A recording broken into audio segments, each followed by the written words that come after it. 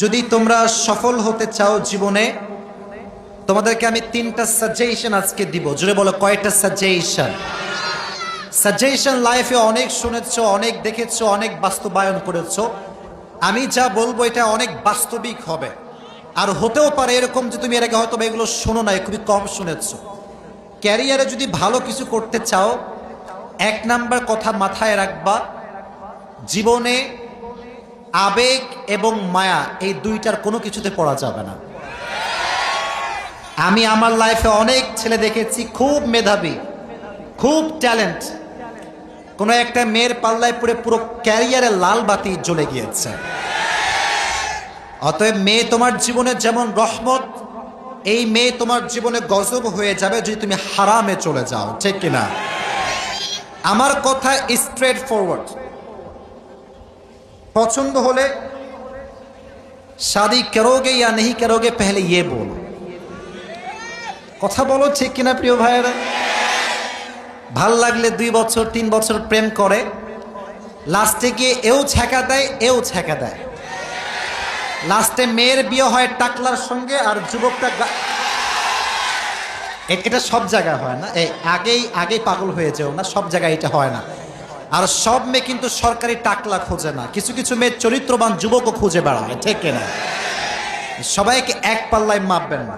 এজন্য জীবনে সফল হতে চাইলে আবেগ এবং মায়ায় পা দেওয়া যাবে। আর তোমাদের যে বয়স 18, 16, 19, 20, at this age you are very emotional, খুব আবেগী তোমরা। মনে রাখবা, আমাদের যে চয়েস এটা আমাদের জন্য ভালো নাও হতে পারে। আমাদের জন্য কোনটা বেস্ট, কোনটা পারফেক্ট, এটা আমাদের চাইতে বেশি জানে একজন। আওয়াজ দিয়ে বলো, তিনি কে? কোরআন থেকে শোনো, আল্লাহ বলছেন, ওয়াসা আন তাকরাহু শাইআন ওয়া হুয়া খায়রুল লাকুম ওয়াসা আন তুহিব্বু শাইআন ওয়া হুয়া শাররুল লাকুম। Sometimes you like a thing and you want that from your heart and you think this is the best option for me. মাঝে মাঝে কোনো মেয়েকে দেখলে মনে হয় আল্লাহ, এর মতো সুন্দরী আর কেউ হইতে পারে না, কিন্তু এর চাইতে সুন্দরী আছে না নাই? আল্লাহ বলছে, তোর জীবনে যাকে দেওয়া লাগবে, I know better than you, তোর চাইতে আমি বেশি ভালো জানি। অতএব ছ্যাঁকা খেয়ে বেকা হওয়া যাবে না, ভরসা করতে হবে একজনকে, তিনি কে? অতএব আমরা ভরসা করব, বিশ্বাস করব একজনকে। আওয়াজ দিয়ে বলেন, তিনি কে? তাহলে আবেগে পা দেওয়া যাবে? কথা কয় না, দেওয়া যাবে? আচ্ছা, যদি দিয়ে ফেলো আবেগে এবং মায়াতে পা দিয়েছো হারাম ভাবে, মাথায় রাখবে একটা কথা, যে মানুষ জীবনে যত বেশি ঠকেছে সে মানুষ সামনে তত বেশি এগিয়ে গিয়েছে। জীবনের সামনে আগাবার জন্য মাঝে মাঝে মন ভাঙাটা অনেক বেশি জরুরি। যতবার মনটা ভাঙে ততবার বোঝা যায় মানুষ হচ্ছে বড় স্বার্থপর। এজন্য আমি আসিফের ব্যক্তিগত মতামত হচ্ছে, জীবনে উন্নয়ন করবার জন্য মাঝে মাঝে ছ্যাক খাইতে হয়, মাঝে মাঝে ঠকতেও হয়। আর আমি এর আগেও বলেছি, জিন্দগি মে কবি কবি আগে बढ़ने के लिए एक कदम पीछे भी जाना पड़ता है। দেখবা যখন মানুষ দৌড়াতে চায় রেস করার জন্য, দেখবা তার এক পা পেছনে থাকে, ঠিক না? কারণ যত পা পেছনে সে নেবে ততটা সামনে সে আগাবে। অতএব আজ থেকে আমাদের শিক্ষা হচ্ছে এইটা, ঠকে গেলে ঠেকে যাওয়া যাবে না, এমন একটা সফলতার চূড়ান্ত পর্যায়ে পৌঁছাতে হবে আর যে তোমাকে ঠকাচ্ছে আগামী দিনে সে তোমাকে স্যালুট করতে বাধ্য হয়ে যায়, ঠিক না? তাহলে আবেগেও পা দেওয়া যাবে না, মায়াতেও পা দেওয়া যাবে না। রাজি আছো তো ইনশাআল্লাহ? একটু কন্ট্রোল করো। সেম কালারে আরো সুন্দর জিনিস অপেক্ষা করছে। কথার সাইজ বোঝা যায়? কালার সেম কিন্তু কোয়ালিটি ভালো। এটা দামে কম মানে ভালো, কাকুলি ফার্নিচার নয়। একটু আবেগ নিয়ন্ত্রণ করো, ভবিষ্যৎ সুন্দর করে দিবে কে? তাহলে 1 নাম্বার, আবেগে পা দেওয়া যাবে না, মায়াতেও পা দেওয়া যাবে, 1 নাম্বার। 2 নাম্বারে সবার জন্য, আব্বাদের জন্য, মায়েদের জন্য, যুবকদের জন্য, মেয়েদের জন্য, সবার জন্য, নিজের স্বপ্ন নিজে দেখবা। তুমি কি হবা তুমি ডিসাইড করবা। তোমার কি এক্সপিরিয়েন্স, তোমার কি হ্যাবি, তোমার কি হবি, তোমার কি স্বপ্ন, তোমার কি ড্রিম, এটা এলাকার চাচা নয়, তোমাকে জাস্টিফাই করতে হবে। দেখবেন আজকাল আমরা যখন কোনো স্বপ্ন দেখি যে আমি ওইটা হব এইটা হব, এলাকার কিছু খালা আছে, কিরে তোর ছেলের কি খবর রে, আমার ছেলের তো চাকরি হয়ে গেল, এইটা হয়ে গেল, প্রমোশন হয়ে গেল, ঘোড়ার আন্ডা। তোমার ছেলের প্রমোশন হয়েছে, মাথায় রেখো আমার যখন প্রমোশন হবে ওটা বাংলাদেশ কাঁপতে থাকবে, ঠিক কিনা বল? কারো কথায় কান দিবা না, নিজের স্বপ্নে নিজে ফোকাস করবা। আর হ্যাঁ, সমাজের মানুষ তোমাকে ভাঙবে, তোমাকে খোটা দিবে, এর দ্বারা কিছু হবে না রে, এ জীবনে কিছু করতে পারবে না। মাথায় রাখবা আমি কি হব, it's just a matter of time, it's just a matter of time. এটা তুমি নয়, এটা আমার ভবিষ্যতের সময় বলে দিবে, ঠিক কিনা? অতএব নিজের স্বপ্ন নিজে দেখব। এটা বলছি এই জন্য, আমাকে অনেক মায়েরা শুনছেন, অনেক স্যাররা শুনছেন। দেখেন, অনেক সময় অনেক ছেলের স্বপ্ন হয় আমি ডাক্তার হব, কিন্তু আব্বা কয় না তোর ইঞ্জিনিয়ারই হইতে হবে। আছে না নাই? আপনার ছেলে কি হবে এটা আপনার ছেলে বুঝবে।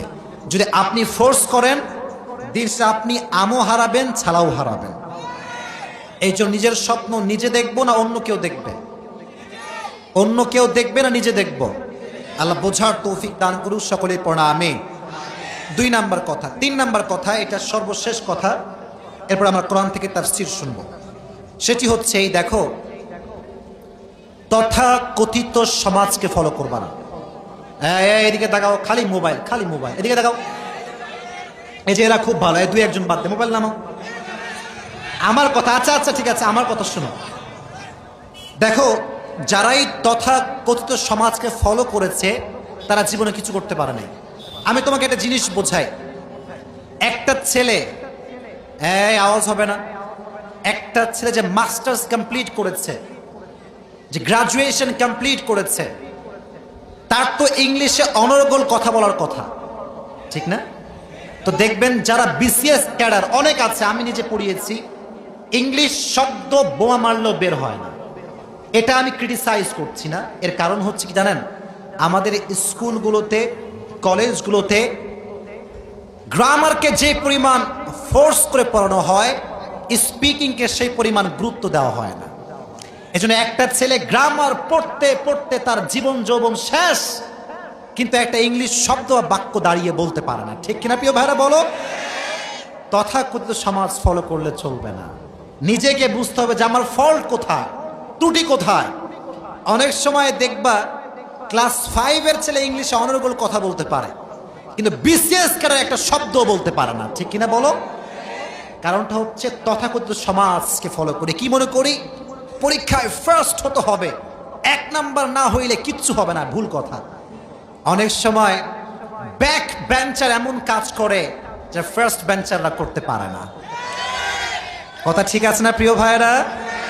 দেখবা মাঝে মাঝে পরীক্ষায় 1 নাম্বার হতো, তারা যেমন ছিল তেমনই থেকে যায়, কিন্তু যার পরীক্ষায় 2 নাম্বার হতো বা মাঝামাঝি ফলাফলে থাকতো, তারা লাইফে একটা পর্যায়ে ব্র্যান্ড হয়ে যায়। তথা কথিত সমাজকে ফলো করা যাবে না, ঠিক আছে ইনশাআল্লাহ? আচ্ছা, তোমরা খেলোয়াড় সাকিব আল হাসানের নাম শুনছো? তোমরা দেখবা, আমি কাউকে আইডল বলছি না, our idol is prophet Muhammad সাল্লাল্লাহু আলাইহি ওয়াসাল্লাম। জাস্ট একটা এক্সাম্পল দিচ্ছি। সাকিব আল হাসান 15 বছর পড়ালেখায় গ্যাপ দিয়েছে, তারপরে গ্রাজুয়েশন রিসেন্টলি কমপ্লিট করেছে। তোমরা দেখবা 15 বছর গ্যাপ দিয়েছে। তো সে যখন পড়াশোনা বাদ দিয়ে ক্রিকেটিং শুরু করে, তার স্যার, তার ম্যাডাম, তার বাপ, তার মা, তার এলাকা, তার সমাজ, সবাই তাকে বলতো, কি রে পড়ালেখা বাদ দিয়ে ক্রিকেটার হচ্ছে কি, পাগল না কি রে, is he mad or mentally sick, সমস্যা কোথায়? আজকে যারা তাকে বলতো যে কেন ক্রিকেটার হচ্ছে, আজ তারাও তাকে স্যালুট করতে শুরু করে দিয়েছে। Graduation is not everything. অবশ্যই তুমি মাস্টার্স কমপ্লিট করবা, অবশ্যই তুমি গ্রাজুয়েশন কমপ্লিট করবা, বাট তুমি যেইটা হতে চাও ওইটা আগে হবা, পুরো সমাজ তোমাকে স্যালুট করতে বাধ্য হয়ে যাবে। এজন্য সর্বশেষ কথা, তথা কথিত সমাজকে আমরা ফলো করব না, নিজেই নতুন কিছু করব, ঠিক আছে ইনশাআল্লাহ? আল্লাহ প্রত্যেকটা যুবক, প্রত্যেকটা মেয়েকে কথাগুলো বোঝার তৌফিক দান করুন, সকলেই মন খুলে পড়া আমিন।